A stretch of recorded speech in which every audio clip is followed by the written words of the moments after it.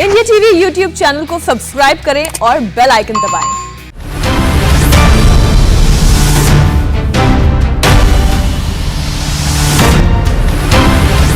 नमस्कार, मैं हूं अमित पालित और शुरू हो चुका है सबसे बड़ा इलेक्शन शो अब की बार किसकी सरकार। नजर यूपी और पंजाब और उत्तराखंड की उन खबरों पर है जिसका असर होगा 2022 के दंगल पर। बिना देर किए देखते हैं आज की 3 बड़ी खबरें। पहली बड़ी खबर है उत्तर प्रदेश से। जी हां, जहां पर सियासत हाई है। 2022 की जंग में बीजेपी ने बड़ा मुस्लिम कार्ड खेल दिया है और बीएसपी और एसपी के प्रबुद्ध सम्मेलन के नाम पर ब्राह्मणों को रिझा रही है। तो बीजेपी ने प्रबुद्ध सम्मेलन करने का फैसला किया है और बीजेपी के 44,000 दूत मुस्लिमों तक जाएंगे, संदेश लेकर पहुंचाएंगे। उनका संदेश क्या है, बीजेपी का प्लान, पूरी डिटेल में आपको बताऊंगा। दूसरी बड़ी खबर भी उत्तर प्रदेश से है। इलेक्शन शो की दूसरी बड़ी खबर है देवबंद में एटीएस सेंटर पर सियासत हो रही है। योगी सरकार ने जैसे ही देवबंद में एटीएस कमांडो सेंटर बनाने का फैसला किया, समाजवादी पार्टी इसके कम्युनल रंग देने के लिए पीछे पड़ गई है। साफ है कि देवबंद का एटीएस सेंटर यूपी चुनाव में बड़ा मुद्दा बनेगा। इस पर भी पूरी डिटेल विस्तार से आपको बताएंगे। और तीसरी बड़ी खबर है पंजाब से। चुनाव से पहले पंजाब में सिद्धू के सलाहकार उनके लिए मुसीबत बनते जा रहे हैं। मालविंदर माली ने कश्मीर पर ऐसा विरोधी बयान दिया है, देश विरोधी बयान है, कि जिससे अब पंजाब में सिद्धू और कांग्रेस दोनों के लिए मुश्किलें खड़ी हो सकती हैं। सवाल यह है कि अपने सलाहकार के बयानों पर सिद्धू कैसे सफाई देंगे। लेकिन शुरुआत कर रहे हैं इस वक्त की बड़ी खबर जो उत्तर प्रदेश में 2022 की जंग में सामने आ जाएगा कि बीजेपी किस तरह से मुस्लिमों को लेकर जो उस पर अटैक होता है उसको टैकल करने जा रही है।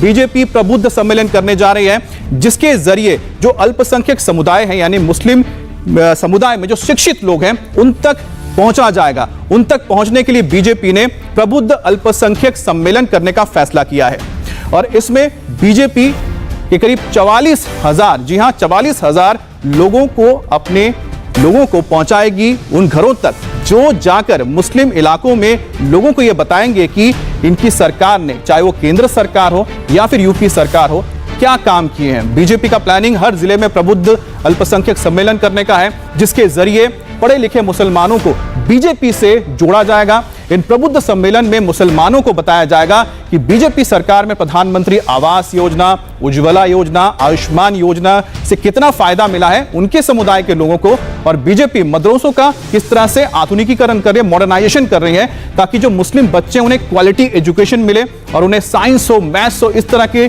जो सब्जेक्ट्स है उसे भी पढ़ाया जा रहा है और बिना किसी भेदभाव के मुस्लिम बच्चों तक स्कॉलरशिप तक पहुंचाई जा रही है। और एक तरह से अगर ग्राफ देखा जाए तो पिछले मोदी सरकार के, केंद्र सरकार की ओर से, मोदी सरकार जब तक है तब तक जो ग्राफ है, यानी जो मुस्लिम स्कॉलरशिप जो मिलते हैं बच्चों को, उसमें काफी इजाफा हुआ है जिसमें महिलाओं की भी काफी भागीदारी बढ़ी है। बीजेपी अल्पसंख्यक मोर्चा के प्रदेश अध्यक्ष वासिद अली से रुचि कुमार ने बात की है, पूरी बातचीत सुनिए आप। उत्तर प्रदेश में विधानसभा चुनाव है और बीजेपी जो अल्पसंख्यक प्रबुद्ध वर्ग है उसका सम्मेलन करने जा रही है। हमारे साथ बीजेपी अल्पसंख्यक मोर्चा के प्रदेश अध्यक्ष कुंवर वासिद अली हैं। ये जो प्रबुद्ध सम्मेलन होगा अल्पसंख्यकों का, इसमें क्या आपका उद्देश्य है? भारतीय जनता पार्टी अल्पसंख्यक मोर्चा जो देश के राष्ट्रवादी लोग, प्रबुद्ध लोग और जो यूथ है अपने, वो राष्ट्रवाद की भावना से उत्प्रोत हैं। वो फेसबुक पर या जो दूसरी पार्टियां हैं वो जानकारी लेकर आगे नहीं बढ़ते। वो जानते हैं सही क्या है और गलत क्या है। हम उन लोगों के बीच जाकर अपनी बात रखेंगे, पार्टी से उनको जोड़ेंगे, उन्हीं के साथ मिलकर के एक आने वाले चुनाव की तैयारी आगे बढ़ेगी। तो अल्पसंख्यक मोर्चा इस विषय पर काम कर रहा है कि जो यूथ हैं, जो प्रबुद्ध लोग हैं, उनको जिलेवार उनके प्रबुद्ध सम्मेलन किए जाएं, उनको जोड़ा जाए, उनसे बात की जाए। ये अल्पसंख्यकों के मुस्लिम्स में प्रबुद्ध वर्ग में कौन कौन लोग शामिल होंगे? जैसे कि टीचर हैं, डॉक्टर हैं और वकील हैं और प्रोफेशनल्स हैं या रिटायर्ड लोग हैं। वो जानते हैं कि सरकार ने काम किया है, सरकार विकास की बात करती है और वो लोग बहकाई में दूसरी पार्टियों के जल्दी से नहीं आते। वो जानते हैं कि मोदी जी और योगी जी विकास की नीति को लेकर के सभी सबका साथ, सबका विकास, सबका विश्वास लेकर आगे बढ़ रहे हैं। तो यूपी का सियासी समीकरण भी आपको समझाते हैं जिससे आप समझ पाएंगे कि आखिरकार हर जो पार्टी है क्यों हर एक समुदाय को अपनी ओर खींचना चाहती है? क्योंकि ये खेल है वोट बैंक का। जी हाँ, तो सवर्ण कितने हैं? 19%, जिसमें सवर्णों में ब्राह्मण भी आते हैं। ओबीसी 41% है, जिसमें आप समझ सकते हैं कि चाहे वो यादव जाति हो या दूसरे जाति इसमें पढ़ते हैं। अनुसूचित जाति 21% है और मुस्लिम 19% है। तो मुस्लिम 19% है, तो ऐसे में कोशिश यही होगी कि बीजेपी ज्यादा से ज्यादा इनमें से अपने लोगों के साथ जोड़ सके। बीजेपी की कोशिश मुस्लिम ओबीसी को भी अपने पाले में करने की है।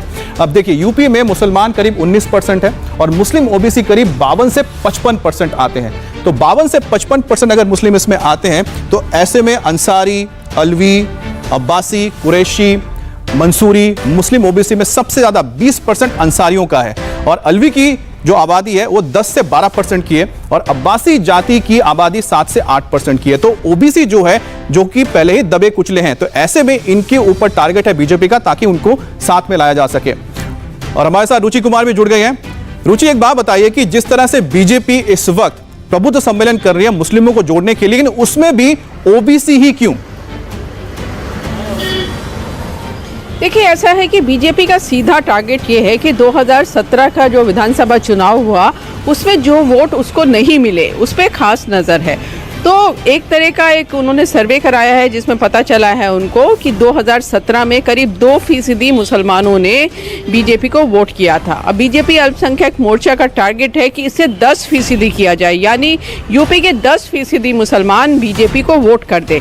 इसके लिए स्ट्रैटेजी बनाई जा रही है और जो मुसलमानों में पिछड़ा वर्ग है, जिसकी आबादी 50% से ज़्यादा है मुस्लिम्स में, उनके ऊपर खास नज़र इसलिए है क्योंकि वो बहुत पिछड़े हुए हैं और बीजेपी का मानना है कि उनके लिए कोई भी पार्टी चाहे जितने दावे कर रही हो, लेकिन कुछ उनको हासिल नहीं हुआ है। तो बीजेपी उनके बीच जाएगी और उनको बताएगी कि असली हितैषी बीजेपी है, तो वो बीजेपी को वोट करे। तो अब अगले कुछ महीनों में, हम 10 दिन के बाद करीब ये सम्मेलन शुरू होंगे।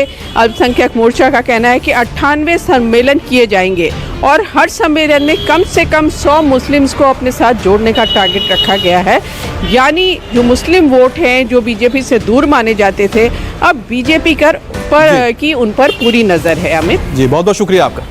तो मुस्लिम वोट बैंक को लेकर यूपी में जबरदस्त हलचल है। देवबंद में बनने जा रहे एटीएस कमांडो सेंटर को लेकर भी यूपी में सियासत शुरू हो चुकी है और योगी सरकार ने ऐलान किया है कि वो इस्लामिक शिक्षा के सेंटर देवबंद में एटीएस कमांडो सेंटर बनाने जा रही है। और इसी को लेकर समाजवादी पार्टी ने देवबंद में एटीएस सेंटर खोलने पर सवाल उठाए हैं और कहा है कि मुस्लिमों को डराने धमकाने के लिए एटीएस सेंटर देवबंद में खोला जा रहा है। लेकिन डिप्टी सीएम केशव प्रसाद मौर्य ने समाजवादी पार्टी के आरोपों को पूरी तरह से खारिज किया, पलटवार भी किया और डिप्टी सीएम ने कहा कि एटीएस सेंटर का स्वागत होना चाहिए।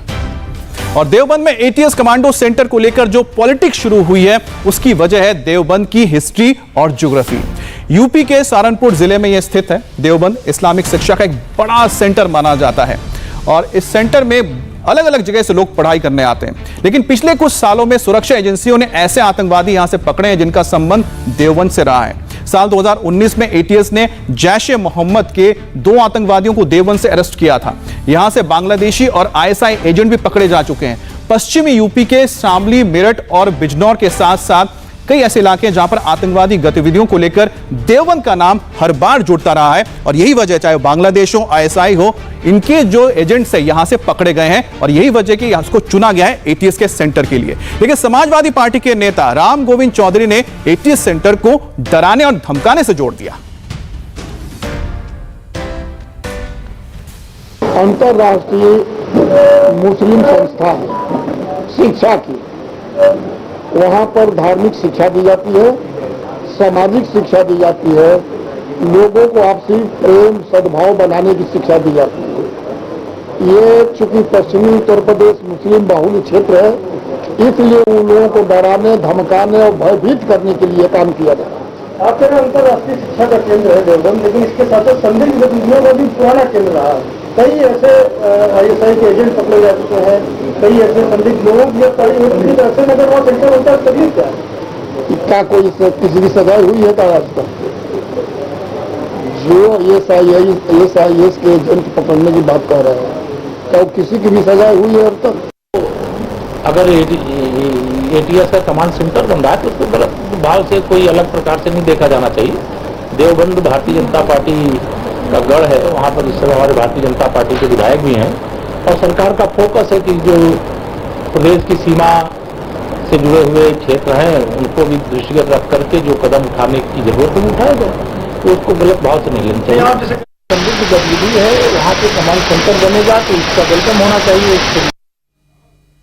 तो समाजवादी पार्टी को यह बात समझनी होगी कि योगी सरकार सिर्फ देवबंद नहीं बल्कि 5 जगहों पर नए एटीएस सेंटर खोल रही है, जिसमें देवबंद भी है, मेरठ भी है, बहराइच भी है और साथ ही साथ श्रावस्ती और जेवर भी है। देखिए जेवर में इंटरनेशनल एयरपोर्ट बन रहा है तो ऐसे में जरूरत है कि उसके आसपास ऐसा कोई सेंटर हो।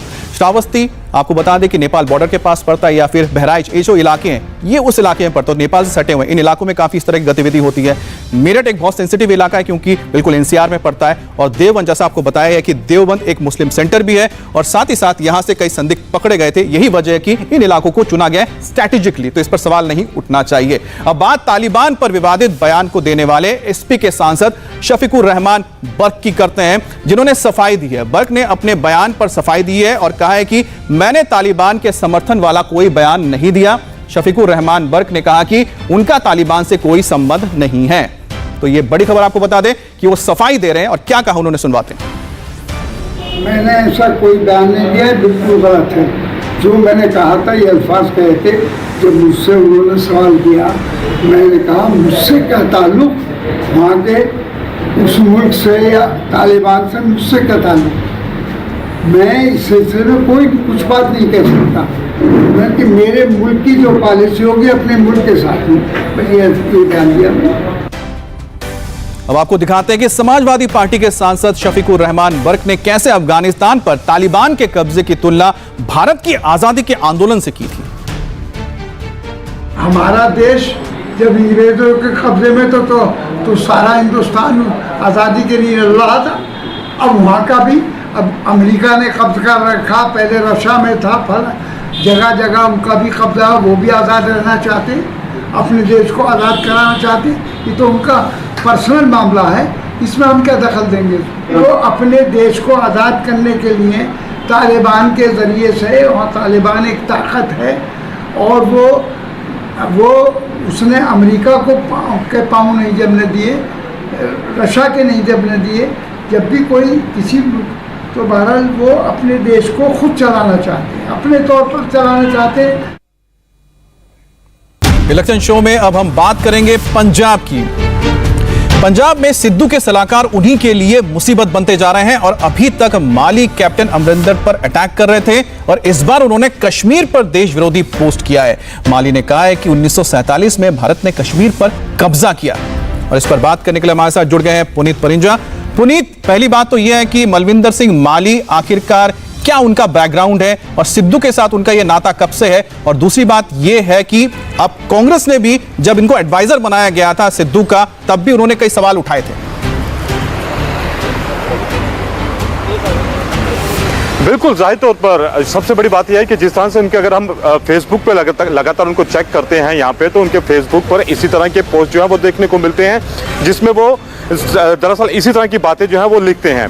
उससे पहले वो अगर हम बात करें यहाँ पर, तो वो प्रकाश सिंह बादल की सरकार के समय में भी जो उनके मीडिया एडवाइजर उनके साथ लगे रहे थे, उसके बाद अब वो नवजोत सिंह सिद्धू के साथ लगे रहे हैं। तो वो बेसिकली एक राजनीतिक, जिनको कहते हैं कि पंजाब के अंदर वो अपनी एक पहचान रखने वाले हैं, लेकिन वो राजनीति में सक्रिय नहीं है। लेकिन हाँ, उनको एडवाइजर की भूमिका के तौर पर तरह तरह से लोग जो है वो अपने साथ जोड़ते रहे हैं। इस बार नवजोत सिंह सिद्धू ने उनको अपने साथ रखा है और इसी तरह का बयान उनका पहले कैप्टन अमरिंदर सिंह को लेकर आया था जो पंजाब के मुख्यमंत्री। अब उनका जो बयान, जो उन्होंने अपनी प्रतिक्रिया दी है, वो दी है कि कश्मीर को लेकर, और कश्मीर जो है कश्मीर के लोगों का देश है। अमरिंदर सिंह पर सवाल उठाना एक अलग बात है, लेकिन जब कश्मीर और देश को लेकर कोई इस तरह के सवाल खड़े करता है तो ऐसे में मुश्किलें बड़ी हैं। सिद्धू को भी जवाब देना होगा, कांग्रेस को भी जवाब देना होगा, क्योंकि अब जो विपक्षी पार्टी है उनके हाथ में तो बड़ा हथियार मिल चुका है। बहुत बहुत शुक्रिया आपका।